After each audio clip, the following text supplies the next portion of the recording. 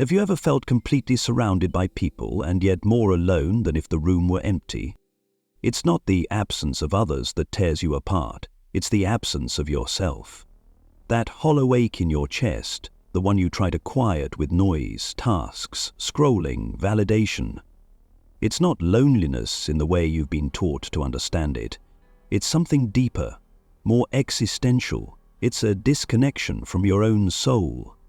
You feel it in the silence that lingers after the text goes unanswered, after the party ends, after the applause fades. It's the space where your true self should be, except you haven't visited that space in a long time, maybe not ever.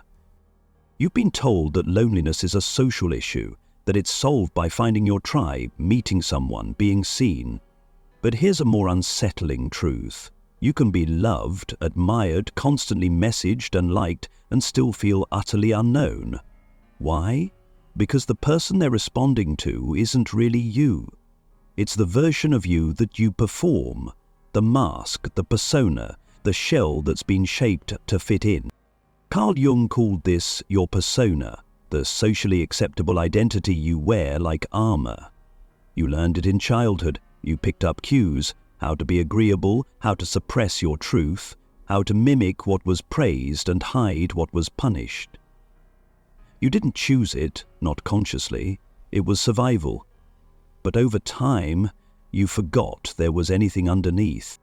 And here's where the despair begins. Kierkegaard called it the sickness unto death, not physical death, but the slow spiritual death of being estranged from your own self. He wrote, "The greatest hazard of all, losing one's self, can occur very quietly in the world as if it were nothing at all." That's the kind of loneliness we're talking about.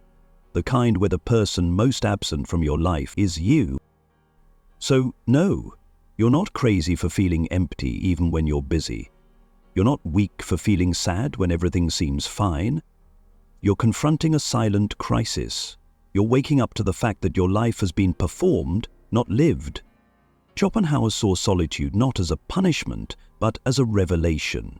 He believed that only those with inner richness could bear being alone, not because they enjoyed suffering, but because they had something real inside to sit with. He wrote, "A man can be himself only so long as he is alone."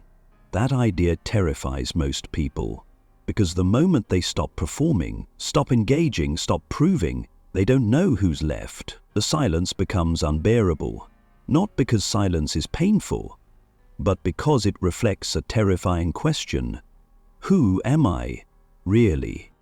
And if you're honest with yourself, you've probably noticed it too.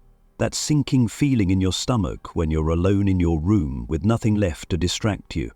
That quiet dread that creeps in during moments of stillness. You don't know how to just be, because being requires presence, and presence requires honesty. And honesty forces you to admit that somewhere along the line you left yourself behind. You became who you needed to be to get by, to be loved, to be accepted.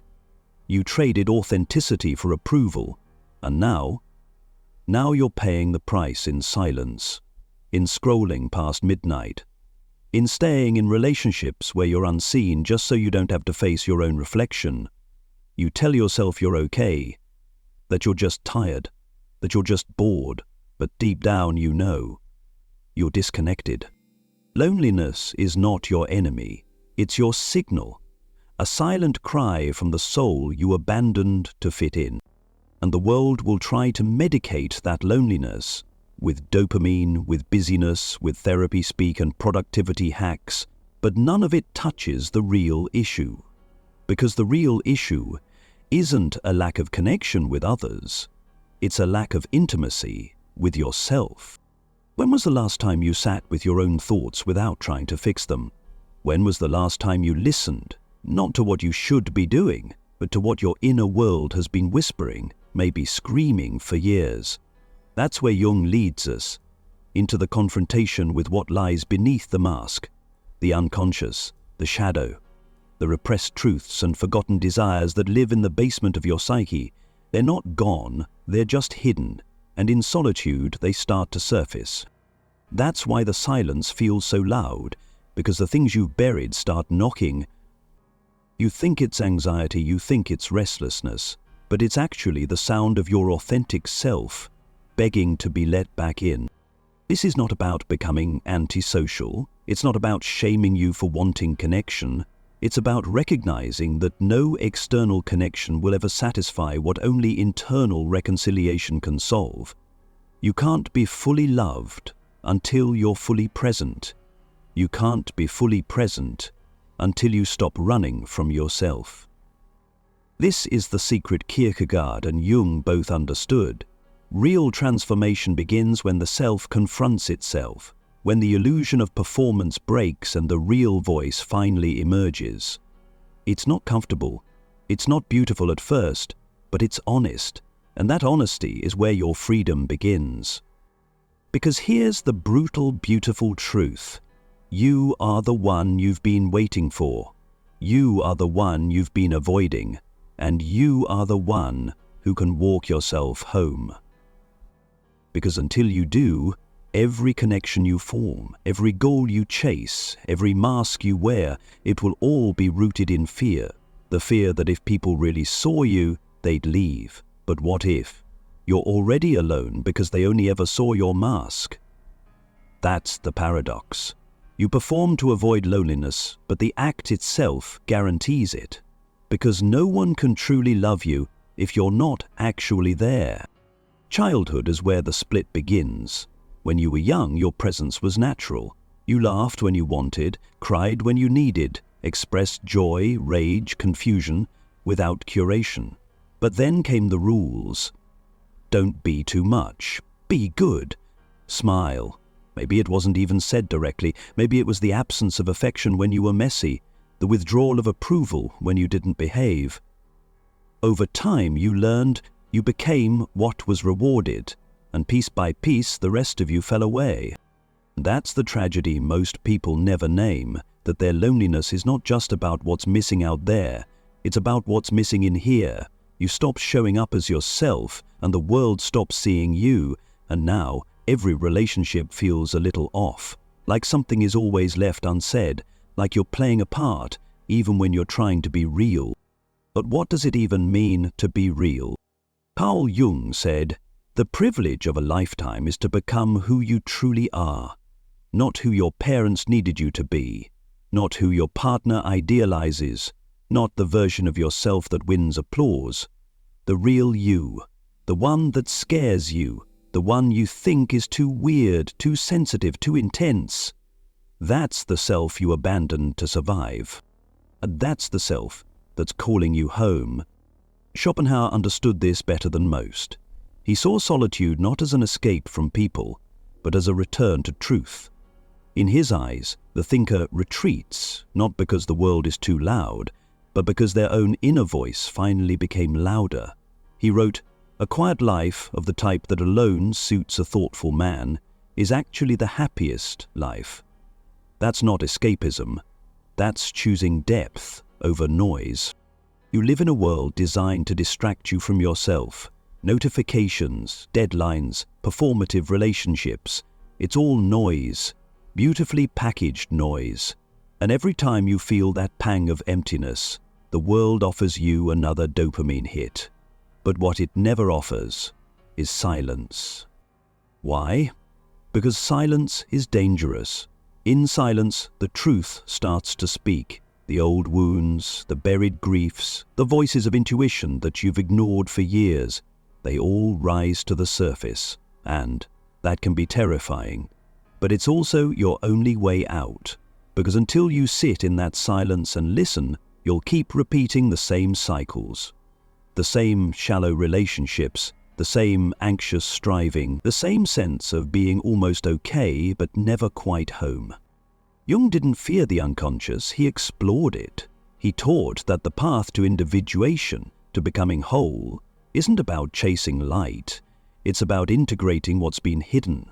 And that can only happen in solitude, in the quiet, when there's no one left to perform for, and you're forced to ask, what do I actually feel? What do I actually want? Who am I when no one's watching? These are not comfortable questions. They're dismantling, but they're also liberating because they pull you out of the illusion that you need to be anything other than what you are. You've been taught to fear being alone, but maybe that's because no one ever showed you what solitude can become. Not a punishment, not a hole to fill, but a container, a sacred space where your fragments begin to meet, where the child you abandoned, the truths you denied, the longings you suppressed, they all start to return, slowly, fiercely, and yes, it will hurt. Because self-return is always preceded by self-confrontation. The tears you avoided will come, the memories you minimized will demand attention, the emotions you stuffed down will rise with a vengeance. That's the cost of truth. But the reward is wholeness. You don't need to become someone new. You need to remember who you were before you forgot. And this is where modern distraction culture fails you. It tells you that your emptiness is a flaw to fix, that your loneliness is a disease to cure. But what if it's not? What if loneliness is your initiation, your rite of passage into depth, into realness, into presence? Kierkegaard would say that despair is not the enemy, it's the beginning. The moment you feel the full weight of your disconnection is also the moment you become capable of reconnection, not with others, with yourself. And from that place, true relationships can form, not codependent performances, not trauma bonding, but authentic soul-level presence. So the next time you feel alone, try something radical. Don't run from it, don't scroll, don't numb, sit with it. Feel it. Listen. What is your loneliness trying to say? What if it's not asking for someone else, but for you? This is the beginning of a new kind of solitude, one that doesn't drain you but restores you, one that doesn't shame you but reveals you, one where the silence becomes not a void, but a voice. And when you can hear that voice, when you can sit with yourself without flinching, you become free.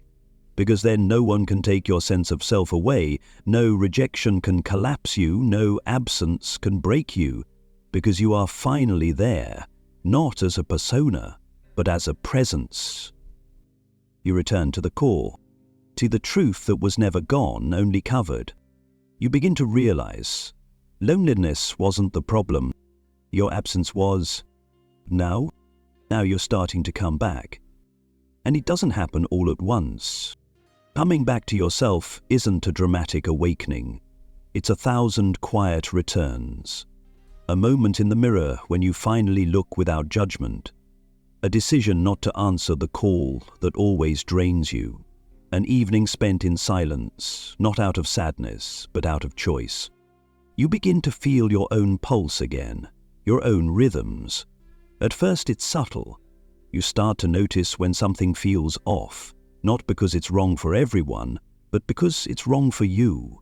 That's discernment. And it doesn't come from books or advice, it comes from presence. From no longer abandoning yourself just to belong. The world will not applaud your solitude, it will call it isolation. People will misread your withdrawal, they'll project onto you loner, cold, arrogant. But that says more about their fear than your truth. Because people who haven't met themselves will always be uncomfortable with someone who has. Schopenhauer wrote, "Great men are like eagles and build their nest on some lofty solitude." You don't have to be a philosopher or a genius to understand what he meant. You just have to be someone who's tired of pretending, someone who craves something real. Even if it means walking alone for a while. And make no mistake, it's a walk, not a destination. Solitude isn't about cutting everyone off or becoming unreachable. It's about learning to be with yourself so deeply that you never again trade your authenticity for acceptance. It's a reclamation. You stop asking for permission to feel what you feel. You stop justifying your inner world, and something strange starts to happen. You begin to trust yourself, not because you've read enough or healed enough or arrived, but because you're finally there with you. And that, more than anything, is what begins to heal the ache you once mistook for loneliness. Carl Jung taught that the process of individuation, the path toward psychological wholeness, requires confronting the parts of yourself that you've exiled. The parts you were told were too much, too intense, too inconvenient. They don't go away.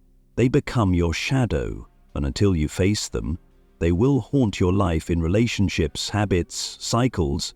But when you finally meet them in solitude, something powerful happens. They stop being enemies. They become allies. They become your depth. That's why your solitude feels sacred sometimes, because it is. It's the meeting place of all your forgotten truths. But there's a warning here too. You can't bypass the pain with spiritual language. You can't use the idea of solitude to mask emotional avoidance. This isn't about superiority, it's about sincerity. True solitude isn't escapism, it's confrontation. And real confrontation isn't pretty, it's raw. There will be nights when the silence feels too loud, when your own thoughts turn against you, when you wish you could go back to the comfort of distraction. That's okay. That's part of the process. Don't romanticize it. Just stay. Just witness. Because every time you sit in that discomfort and breathe through it, you break the illusion that you need anything external to feel whole. And in that breaking you find power. The kind of power that doesn't shout. It doesn't demand. It simply is. Presence. Unapologetic, unfiltered, undeniable. And when you carry that presence into the world, everything changes. Not because people treat you differently, but because you do. You no longer chase, you no longer contort, you no longer perform. You invite, you attract, not through tactics or neediness, but through essence. People feel it. They can't always explain it, but they feel it. Because someone who is rooted in themselves has a gravity that doesn't beg, it just pulls. This is the kind of solitude that becomes empowerment, not isolation, but integration, not withdrawal, but restoration.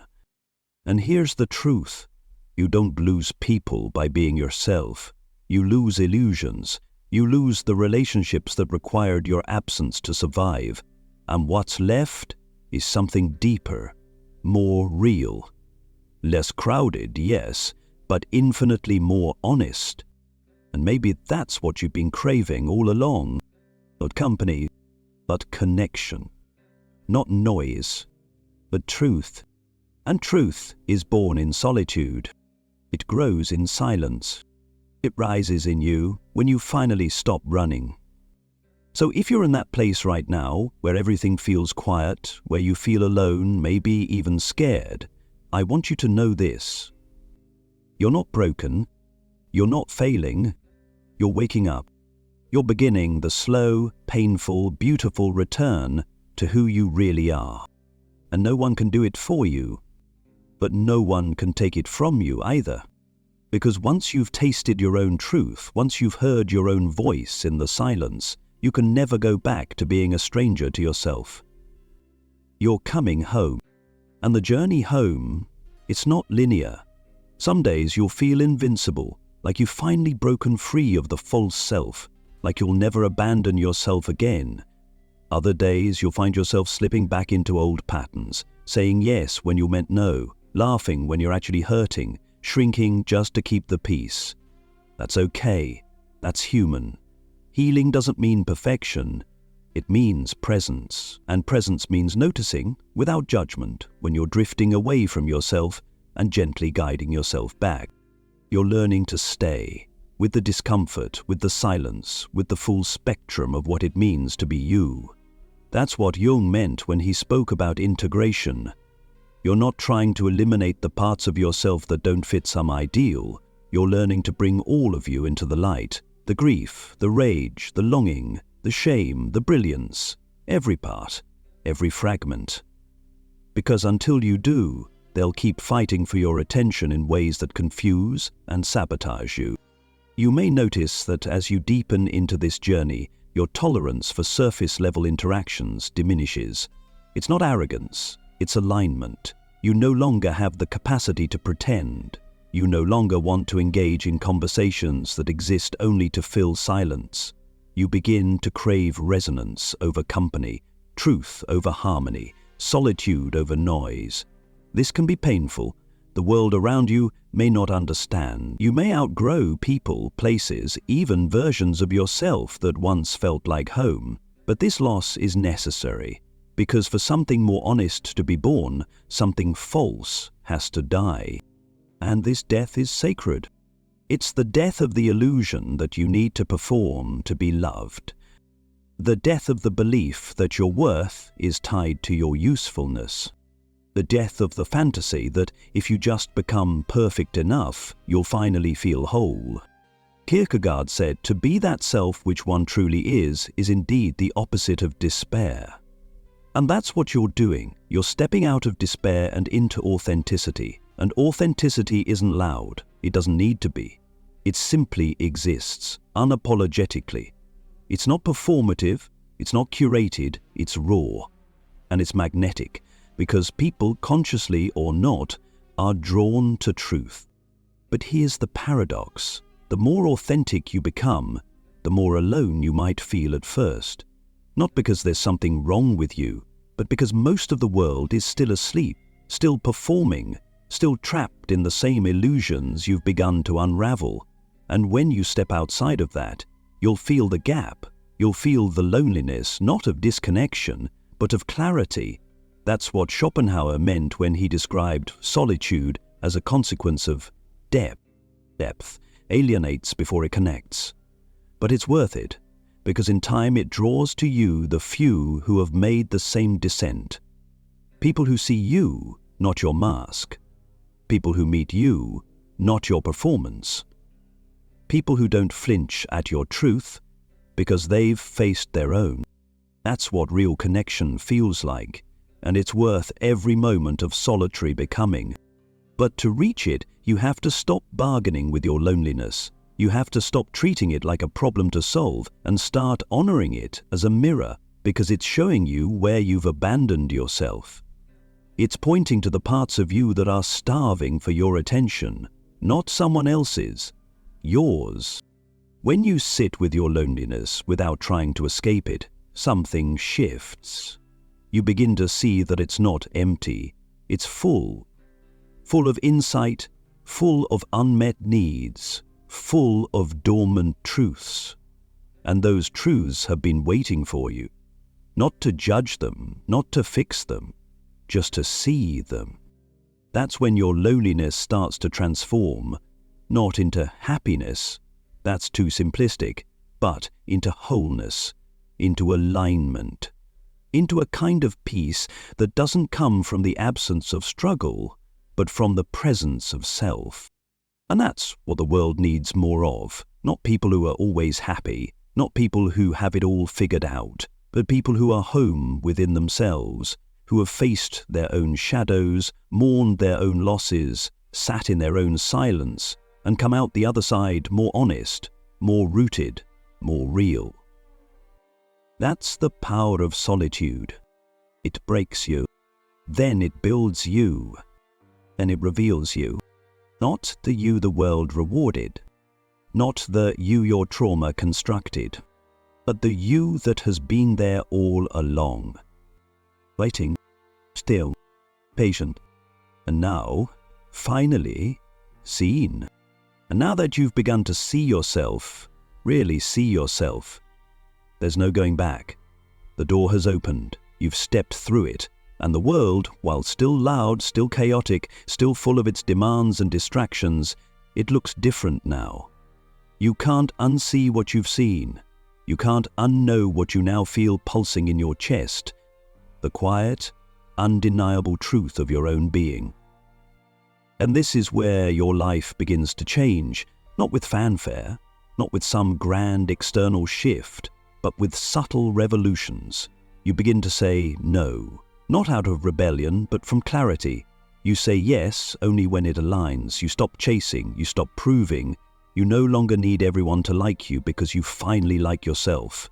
not the image, not the idea, but the real, raw, beautifully imperfect being that you are. You begin to trust solitude as a source of guidance. Silence becomes a teacher, not a punishment. You seek space, not to escape, but to listen.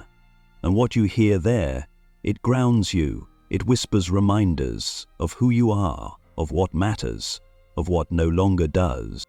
Relationships shift, some fade, some deepen. You find that the connections which survive your authenticity are the ones worth keeping, and the ones that crumble under your truth, let them, because what's built on performance was never stable to begin with. You don't owe anyone your silence. You don't owe anyone your mask. The only thing you owe yourself is your presence. And presence means this: you are no longer willing to abandon yourself just to be accepted. That's the mark of inner freedom.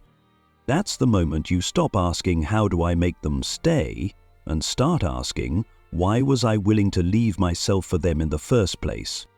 Because you know now, your greatest abandonment wasn't by others, it was by you. And your greatest reunion is this one.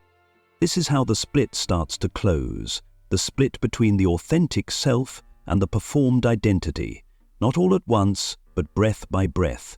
You begin to reclaim your voice, not the loud one that performs, but the quiet one that tells the truth. You begin to walk differently, slower maybe, more intentionally. You start to make choices that nourish your soul instead of your ego, and most of all, you stop apologizing for your feelings, your depth, your solitude, your standards. You are no longer waiting for someone to save you from your loneliness, because you realize you were never truly lonely. You were just distant from yourself. And in reconnecting with who you are beneath the trauma, beneath the conditioning, beneath the roles, you've found something sacred, something indestructible, something that cannot be given or taken away, your essence. That's what Carl Jung was pointing toward all along.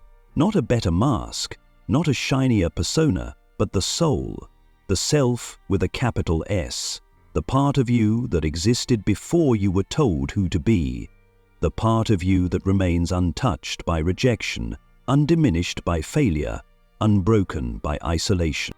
Now that you've found it, now that you've tasted it, you are becoming something rare in this world. Oh, not perfect, not always confident, but whole. Because wholeness doesn't mean fixing every flaw, it means holding every part of you with compassion. It means no longer splitting yourself into acceptable and unacceptable. It means honoring the entirety of your humanity, the light, the dark, the messy, the magnificent. And here's what's beautiful.